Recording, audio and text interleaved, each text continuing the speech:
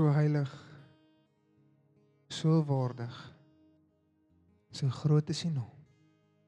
Jesus. Jesus. Ons roep en ons gryp U naam. Deur geen ander naam is daar vir ons verlossing. Jesus. Jesus. Jesus.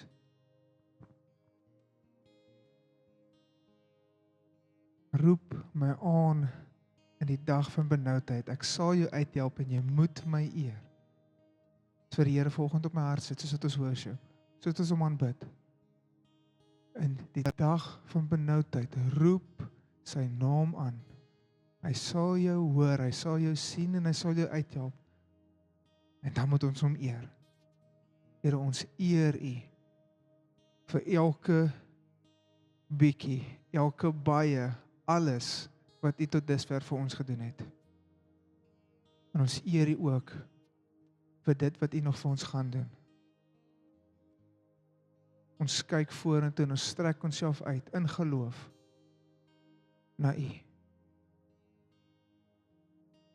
U is ons deurbraak. U is vir ons 'n sterk toring, 'n veilige vesting. U en U alleen. Jesus, Jesus, Jesus. Amen. Amen. En amen. Julle kan vir my blaai na Matteus 11 toe. Dis dan waar ons eerste teksvers vandag vind. En ons was die naweek, laas naweek was ons hier nie. Ons is bietjie Springbok se wêreld toe, mooi wêreld. Stil wêreld, die stilte skree op jou. Dit raas daar, so stil is dit, wil ek amper sê. En ek was amper sê, die troue kon nie eens aangaan tot die hane kraai nie, want hulle het al soos van 10 uur af begin kraai. Ek weet jy, hulle het bietjie deurmekaar gewees daar partykeer. Maar so het ons aangegaan. En is dit en terwyl ons daar ry, is julle, daai mense is tevrede met nie baie nie. Dit kan ek julle sê. En op pad terug, is 2 ure se rygrondpad, op pad terug, voel ek hierdie verskriklike groot rustigheid het soos ons ry. En ek is nie 'n groot liefhebber van langpadry nie. Dis nou nie vir my verskriklik, niets wat my opgewonde maak nie. Maar die rus en die vrede wat ek ervaar het om in sy natuurpragt te ry was net vir my, dit het nou my dis vrede wat verstand te bowe gaan. Dit was omtrent baie naby aan wat ek daar ervaar het. En daar het ek met die Here soos ons ry begin praat oor sy vrede en sy rus. Wat beteken want ek sê vir hulle rus, maar ek voel vir my ek rus terwyl ek ry. Dit het nog nooit, gewoonlik is dit iets my regtig uitput. En maar ek is rustig. Dit voel ek my batterye word gecharged terwyl ek hier ry. En toe begin ek met die Here praat oor die rus van die Here, want dit is iets wat ek nou al baie gehoor het, dis iets wat ek al baie gehoor het, ander mense preek oor ook, maar nog nooit 'n lekker goeie verstaan vir myself gekry van, wat beteken die rus van die Here? Wat beteken dit om die rus van die Here in te gaan? Is dit iets wat jy nou ingaan? Is dit iets wat jy later ingaan? Dit beteken dit rus van die Here, ek hoef nou niks meer te doen nie. Ek is nou gered, ek hoef niks werke te doen vir die Here nie, want ek rus mos nou. Ek rus van my werke vir hom. So wat beteken die rus van die Here? Nou in Matteus 11 sien ons 'n baie bekende teksvers. Maar voor ek hom lees, wil ek vir julle konteks gee van dit. So net voor dit, praat Jesus, vergelyk hy, en dit moes vir hulle 'n verskriklike groot klap in hulle gesig gewees het. Vergelyk hy die Jode met die heidene. En hy sê vir hulle, en hierso is waar die hartseer deel is hy sê vir hulle, die meeste van my wonderwerke is dit by julle gedoen. Die meeste van my wonderwerke is in een van die dorpie was Kapernaum gedoen. Maar tog het hulle nie geglo nie. En dis hoekom ek kan nie tot 'n ander gevolgtrekking kom, dat om te sien is nie om altyd te glo. Want daar's baie mense wat gesien het. Daar's baie mense soos wat julle my sien, wat Jesus gesien het, en tog nie geglo het nie. Dit bly 'n keuse, dit bly ek wat sê, Here, ek kies om U te volg. Hy kan nie, niemand en niks kan daai keuse vir jou maak nie. So nou praat hy van hierdie heidene wat, as ek alles by hulle gedoen het, wat ek by julle gedoen het, sou hulle tot bekering gekom het. Maar julle harte is hard. gaan vir Sodom en Gomorra beter wees as vir julle. En Sodom en Gomorra, ek weet nie hoe goed julle Bybel en die stories nie onthou nie, maar dit as jy wil nie vergelyk word met daai plekke nie. Daar's nie dis nie wie jy wil wees nie. Ek sê partykeer vir hulle, julle. Ek sê partykeer vir liefie, ek is dan beter as die ouens wat as ek nou partykeer 'n bietjie lui wegsteek by die huis, dit gebeur, okay? Dit gebeur. As ek liefie, ek is dan beter as jy. Ek gaan kuier dan met elke aand. Jy wil nie nou regtig jouself vergelyk met hulle. Dis dit jou baar, as ek sê, okay, is 'n goeie argument. Dis 'n baie goeie argument. En so hierdie is nie die ouens met wie jy jouself wil vergelyk nie. En hy sê, en dan lees ons die volgende deel in Matteus 11. Goed, daar is 'n bietjie hard. In Matteus 11. Julle kan so lank so toe blaai, vers 25.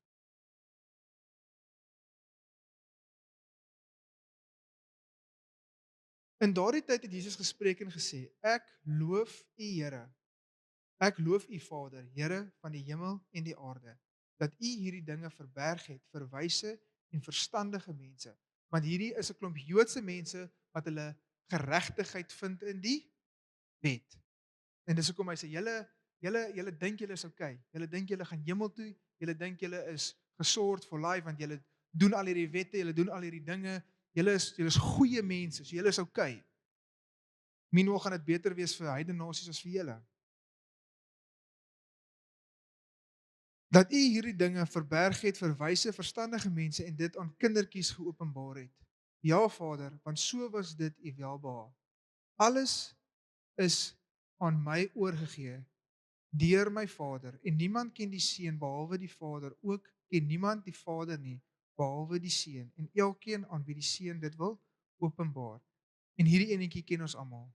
Kom na my toe, almal wat vermoeid en belas is, en ek sal julle rus gee. Neem my juk op julle en leer van my, want ek is sagmoedig en nederig van hart, en julle sal rus vind vir julle siele, want my juk is sag en my las is lig. So wat bedoel Jesus hierso? Kom na my toe en ek sal vir jou rus gee. Hy praat hier van rus van werke tot redding. Want hy praat in konteks het hy nou net gepraat van die Jode wat geglo dat hulle redding vind deur werke. Hulle is geregtig as gevolg van hulle werke. Hulle hoef nie in Jesus te glo nie, hulle hoef nie sy wonderwerke te aanvaar nie. En Jesus sê, leer van my. In my sal jy rus vind. En hy praat hier van rus van jou werke tot geloof. En dit is baie maklik as jy dink die seisoen of die naweek wat ons net laas naweek gevier het. Kruisiging en die opstanding. Dit het gebeur want daar is geen ander manier tot hierdie rus nie. Daar's geen ander pad tot redding nie. Niemand gaan na die Vader toe behalwe deur Jesus nie. Hy het dood gegaan, hy het opgestaan sodat as ons in hom is, die wat in hom glo, sal nie verlore gaan nie, maar sal ewige lewe hê. Die wat in hom glo en sal rus vind in hom. Dit praat van rus van werke tot redding. En jy gaan sien dat hierdie rus, en ek gaan nou vir julle in Hebreërs ook wys, want die Hebreërs is nogal, ek hou van die boek van Hebreërs, is nogal 'n lekker vol boek, soos baie van die ander boeke. En die rus, elke keer wanneer hy praat van die rus, dit is iets wat jy nou kry, dit is iets wat jy eendag kry, maar dit is nie 'n rus van niks doen hier nie. Baie belangrik. En hoekom wil ek dit vir julle sê? Want as jy kyk in Jakobus, en ek dink as jy baie van Paulus se boeke ook werk, is daar nooit die verskoning om net te wag tot Jesus kom, is nie regtig daar nie. Daar's altyd 'n plek van om jouself aan te wend vir die koninkryk van God. Het julle hom getel? As hy op aangeskryf was een van die, as jy sit hom net op die gemeentelys, hoor. En net kyk dat hy 'n lysie invul. Het hy 10de betaal? Ek joke. Kom net hier in. 'n Grappie. So ek wil hierdie baie duidelik maak, want ek wil hê jy moet 'n goeie verstaan, soos wat ek hierdie week gaan sit het by 'n goeie verstaan kry van die rus van die Here. Daar is nie vir ons 'n verskoning om nie te werk vir God en vir sy koninkryk hier nie. Die rus van die Here praat nie van dit nie. Eendag gaan ons rus van dit, maar nou is al die arbeiders is min. Die werk is baie. Jakobus skryf en sê, wys my jou geloof sonder jou werke.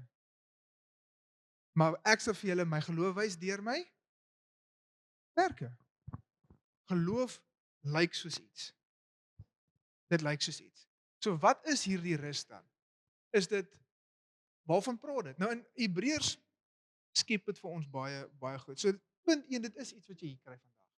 Jy gaan nou al in die rus van die Here. Ek sit hier met absolute geloofsoortuiging en sekerheid.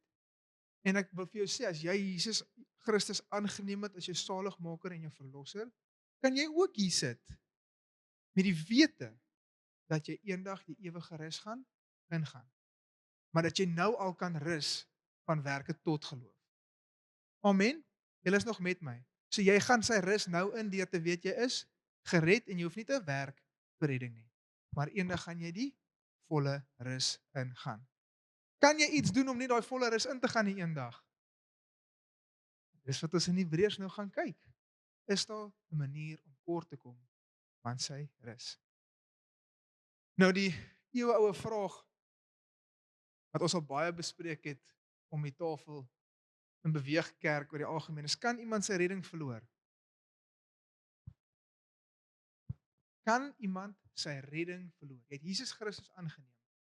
Beteken dit is nou, jy gaan hemel toe. Ek wil die volgende vir jou sê. Hoe meer ons oor daai vraag, na daai vraag kyk, kom ons op die volgende gevolgtrekking. Die vraag word verkeerd gevra. Dis nie 'n ding van, kan jou redding verloor nie. Nee, jy kan nie. Maar jy het niks gedoen om dit in die eerste plek te kry, behalwe om Jesus aan te neem nie. Maar, jy kan tot op die grens kom van die beloofde land, en self kies, ek wil hier ingaan nie. Dis beter vir my, om in die vleispotte van Egipte. Ek dink in die vleispotte van Egipte, dis beter vir my om te gaan in die woestyn. En ek gaan nou, dit is dalk nou deur mekaar, maar ek gaan nou vir julle verduidelik. Jy kan jou redding prysgee. Die wedloop is een wat ons met hardloop tot aan die einde. Moet die rus ingaan. So nee, as jy Jesus aangeneem het en jy kry dit nou en dan verkeerd, het jy jou redding verloor? Nee, bely. Maar moet net nie ophou om jaag nie. En dan is jy okay. Die probleem kom en ons sien dit baie duidelik in Hebreërs 6. Is die skrywer sê, en onthou hy skryf vir Jode. Hoekom weet hy skryf vir Jode? Want hy praat die hele tyd van die Ou Testament. En die heidene sou nie weet waarvan hy praat nie. Maar die Jode het geweet, dis Christen Jode vir wie hy skryf. So hulle verstaan as hy praat van die geskiedenis. En hy sê, hulle wat weggedraai het uit keuse uit, vir hulle is daar nie terugkeer nie. Daar's nie belydenis vir hulle. Want hoekom gaan hulle bely? Hulle glo dan nie meer. Maar vir sonde is daar begifnis, solank as wat jy bely. Moet net nie wegdraai nie. Hou net aan. Hou net aan. So, ek wil, en julle gaan nou sien in Hebreërs, praat dit van verwys die skrywer ook terug na die Ou Testament van in Numeri. In Numeri is waar dit plaasgevind het, maar ek wil eers vir ons Psalm 95 lees. Julle is nog almal met my? Great. Amen. Ek gaan sommer van die, daai is interessant. Okay, kom ek lees sommer nog by julle daarbo. Dan weet ek gooi niks nie. Kom, laat ons jubel tot een van die Here, tot eer van die Here. Laat ons juig ter ere van die rots van ons heil. Laat ons sy aangesig tegemoet gaan met lofsange hom toe juig. Want die Here is 'n groote God. Ja, 'n groot koning bo al die gode. In wie se hand die diepste plekke van die aarde is en die toppe van die berge is syne. Dit is mooi. Aan wie die see behoort wat hy self gemaak het en die droë land wat sy hande geformeer het. Kom, laat ons aanbid en neerbuk. Laat ons kniel voor die Here wat ons gemaak het. Want hy is ons God en ons is die volk van sy weide en die skape van sy hand. Ag, as julle vandag na sy stem wou luister, verhard julle hart nie, soos by Meriba, soos op die dag van Massa in die woestyn nie. En ek gaan nou vir julle verduidelik waarna verwys hy daar. Waar julle vaders my versoek het, my beproef het, alhoewel hulle my werk gesien het. 40 jaar het ek 'n afkeer gehad van hierdie geslag en gesê, hulle is 'n volk met 'n dwaalende hart en hulle ken my weë nie.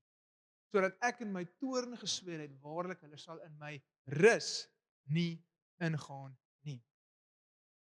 So in Hebreërs verwys die skrywer onder andere hierdie gelees, maar hy het ook die res van die Ou Testament gelees. Soos in 2 Timoteus 3 vers 16, jy hoef nie meer op te sit nie, sê dat al die skrifte, alles is geïnspireer deur God en alles is goed vir verstigting, bemoediging en om ons toe te rus vir goeie werke van God. En wat ons met dit baie keer, ek dink ons vergeet dit baie keer, ek vergeet dit definitief baie keer, is wat het daai ouens gelees toe hy dit geskryf het? Hy het nie soos ek en jy die Nuwe Testament gelees nie. Hy het die Ou Testament. So dit beteken daar's baie vir ons om te leer in die Ou Testament. Daar's baie waarskuwings vir ons om raak te sien. Israeliete, Ou Testament. En net soos met die offergawes is daar skadetipes. Op pad beloofde land toe, op pad na die rus toe, soos wat God gesê het, en hulle gaan nie in nie. Hoekom gaan hulle nie in nie? As gevolg van hulle ongeloof. En hulle gaan die rus van God nie in nie. En die skrywer verwys die heeltyd terug na hierdie teksvers toe. Hebreërs 4 kan jy vir ons opsit groot asseblief. Hebreërs 4. Laat ons dan vrees dat terwyl die belofte om in sy rus in te gaan nog standhou, dit nie miskien sal blyk dat iemand van julle agtergebly het nie. Want aan ons is die evangelie ook verkondig net soos aan hulle, maar die woord van die prediking het hulle nie gebaat nie, omdat dit by die hoorders nie met die geloof verenig was nie. Want ons wat geglo het, gaan die rus in.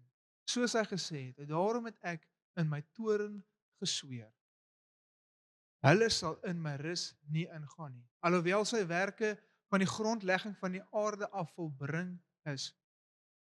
Want hy het eers van die 7de dag so gespreek, en God het op die 7de dag van al sy werke gerus.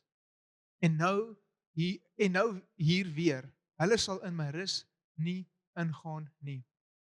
Terwyl dit dan so is, dat sommige daarin gaan, en diegene aan wie die evangelie eers verkondig is, deur ongehoor vandag, as hy sowel gaan het nie, bepaal hy weer 'n sekere dag, naamlik as julle sowel later deur Dawid spreek, so gesê is. Vandag 90, hulle sy stem hoor, verhard julle harte nie. En dit het ons nou net gelees in Psalm 5 daarna. Want as Josua aan hulle rus gegee het, sou hy nie van 'n ander dag daarna gespreek het nie. Daar bly dus 'n Sabbatsrus oor vir die volk van God. Dis ons, want wie in sy rus ingegaan het, rus ook self van al sy werke. Gaan in die rus, sodat niemand in dieselfde voorbeeld van ongehoorsaamheid mag val nie.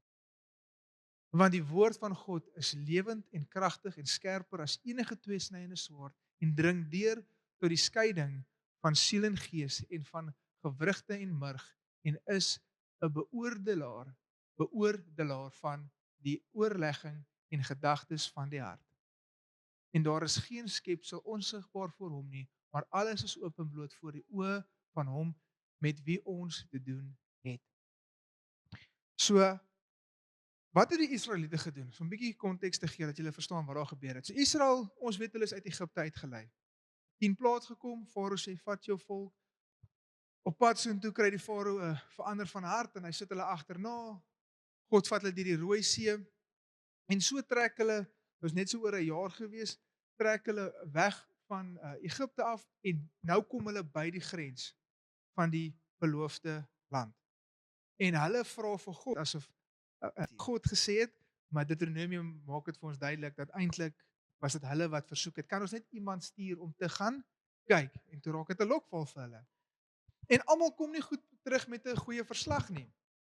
Net 2 van die spioene kom terug en sê die land is reg. God is met ons, ons kan doen. Die ander spioene sê hulle is groot, hulle is sterk, die mure is hoog. Ons is tog maar sprinkane in hulle oë. Hierdie land is land van reëse en die hele volk glo eerder hierdie ouens se is 'n verslag van ongeloof nadat God die hele tyd na hulle gekyk het in die woestyn, nadat hulle 4 kolom en 'n wolkkolom gehad het voor hulle gegaan het, oorloë gewen het. So hulle het reeds God gesien goed doen voor hulle. En tog kies hulle om nie te glo nie. En hulle woorde aan God is: "Laat ons eerder doodgaan in die woestyn." Maar dit klink wreed, hè? Soos hoe laat God hierdie ouens doodgaan in die woestyn? Maar dit is wat hulle versoek het. Hulle sê vir God: "Here, laat ons eerder doodgaan in die woestyn." En God is soos: "Wat jy wil, suit you, suit you." En hulle gaan nie die beloofde land. Maar ons weet ook dat hierdie is nie die finale rus vir ons nie. Maar daar is nog 'n rus wat vir ons wag. En dis hoekom ek sê die rus van God is nie iets wat jy net hier, ons is nou in, ons is gesettel, jippie-ki-yay. Dit is ons lewe, ons werk, ons is goeie diensknegte en rentmeesters van wat God vir ons hier gegee het. Ons kan rus in die feit dat ons dit nie doen om gered te word nie, maar ons weet dat eendag sou ons die wedloop goed voltooi, goed hardloop, gaan ons 'n ewige rus ingaan. Wat 'n lekker vooruitsig is dit vir ons. 'n Goeie rus wat vir ons voorlê. 'n Rus van al ons werke. Dis eendag by hom kan wees, by hom kan sit. Amen. Ek wil net seker maak al my punte hierso geraak.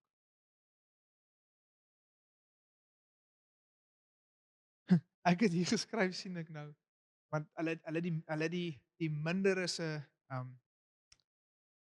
getuienis dat die land goed is en reg is om in te gaan, nie geglo nie, maar eerder die menigte geglo dat hulle moenie ingaan nie.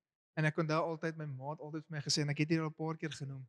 Maar ek het hierdie was my argumentpunt eens in my lewe, wat ek vir haar gesê het, as sy sê nee vir iets, dan het ek gesê, "Maar mamma, almal doen dit." En dan sal sy sê, "Ja, en die meerderheid het ook vir Jesus gekruisig." Nou hoe kom jy terug van daai? Hæ? Net omdat jy partykeer in die mindere is, beteken dit jy is verkeerd nie. Net omdat meeste mense teen jou is en nie saam met jou stem oor die woord van God nie. As jy in daai ouetjie is, al staan jy alleen. Ek wil vir jou sê, né, dis eintlik so vreemd dat ons partykeer dink ons staan alleen as dit kom by die woord van God. Ek dink baie jy het al so gevoel, dis jy staan alleen. Ek hoop nie julle voel in die kerk ooit so nie. Ek wil nie jy moet hier so voel nie. Maar jy het ook al ergens in jou lewe so gevoel. Maar die snaakse deel daarvan is jy het wel Jesus vir jou, die Vader, die Heilige Gees en jy het 'n magte om engele wat hy opdrag gee om na jou te kyk. Jy is werklik nooit alleen nie. So ek wil eintlik vanaand daaroor vinnig gepraat het, maar ek wil tog nou daar vinnig oor praat. Is hierdie week dit was donderdag, toe gooi hulle klip op die agterste Parelpad soos wat Larissa na my skoonmaale toe ry. En sy was nog so sy besluit sy gaan eerder voor omry hier by Jan van Riebeeck af. En sy was net oor die Checkers se robot wat jy begin met Jan van Riebeeck. Toe kom hardloop daar 'n ou, dis ek moes 'n pink het sy gesê, 'n helder pink hoodie. Kom hardloop met sy arm teruggetrek, kom hardloop hy op die kar af en hy gooi. En sy soos fokus net dat sy moet aanhou ry en koes en skrik en hou net voet op die petrol. En maar waar dit interessant raak is, daar was nie 'n slag nie. So hy gooi, sy sien hoe gooi hy die kar, maar niks tref nie. En toe sy terugkyk, toe tel hy die ding op. Hierba, toe ek weet nie wat daar gebeur het nie. Ons kan dit nie verduidelik nie, maar ek sê vir julle, die Here het daai dag, donderdag, daai twee van my beskerm. Want jy gooi nie 'n kar van hier tot daar mis nie. Ek is nie 'n goeie gooier nie. Glo my. Soos as jy my ooit sien cricket speel het wat nie baie was nie. So ek het nie die pitch gehaal nie. Ek kon nie so ver gooi nie. Ek sou hierdie raak gegooi het. Jy gooi nie hierdie mis nie. En die Here beskerm hulle. Jy's nooit alleen nie. Hou aan. Al voel dit vir jou is alleen, druk deur. Daar is vir ons 'n ewige rus wat vir ons wag. Amen. Amen. As jy enige vrae het oor hierdie preek vanoggend, kan jy kom vra. Net seker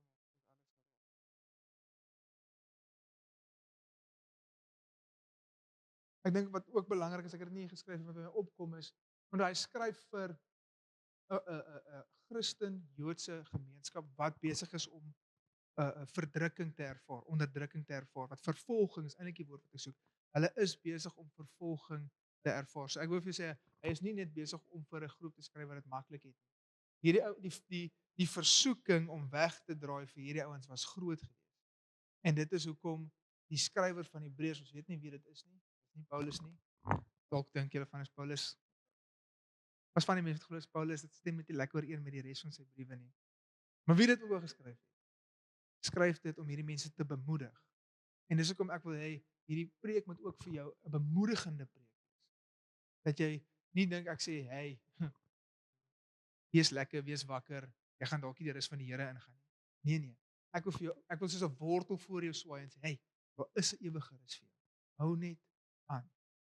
En as jy hom aangeneem het, is jy reeds in 'n plek van rus, dat jy reeds gered is. Dis die geheim is nou net om aan te gaan. Ten spyte van die golwe, ten spyte van die pyle, ten spyte van ek moet ons 'n liedjie wat ons sing van pyle. Bly dit kalm binne jou. Ons het nou die voorreg gehad om weer by die kinders te bedien. Dit was moeilik. Ek het die graad 7 gehad hierdie week om hulle te bedien rondom vrede. Daar was nie vrede in daai klas nie. Dit kan ek julle sê. Dit was regtig 'n moeilike les. Ek is in die storm. Here, gee nie om dat ek besig is om te vergaan nie. Maar vrede, sy rus is moenie om jou kyk om dit te kry nie. Jy gaan dit nooit om jou kry nie. Jy kry dit by hom, hier binne. Rus is by hom. Hierdie ek kan maar vorentoe kom. Dit is vir oggend. Ek het hier onder geskryf, ek het weer 'n stuk gelees van Matthew Henry se commentary. Ek gaan net sy commentary verskrik baie. Die rus hierso is die rus van genade. So, wat bedoel ek daarmee? Jy rus van werke, want jy's gered deur genade. Okay? En die rus hierna is die rus in sy glorie. Dis my so mooi gesê. The rest of grace here on earth and the rest of glory hereafter. Dis my verskriklik mooi gestel gewees. En great. Dis die preek. Kom ek sluit vir ons af en dan kan ons afsluit met nog 'n lied. Ja, Here, dankie vir die rus in U. Here, dankie dat U vir ons 'n plek bewerkstellig het. U het die pad gestap. U het die pad gemaak. U het dit eers geloop. U het aan die kruis dood gegaan. U het opgestaan. U was gespot. U was geslaan. U was verneder. U was geoordeel. U het die beker van toorn gedrink sodat ons in U rus kan ingaan. Sodat ons hier kan loop op aarde in die rus en in die wete dat ons eendag met ons geliefdes wat ons heel gegroet het, maar ook met U verenig gaan word. En dan in die volkome rus ingaan. Dankie vir die belofte van rus wat U vir ons gee. Dankie, Jesus.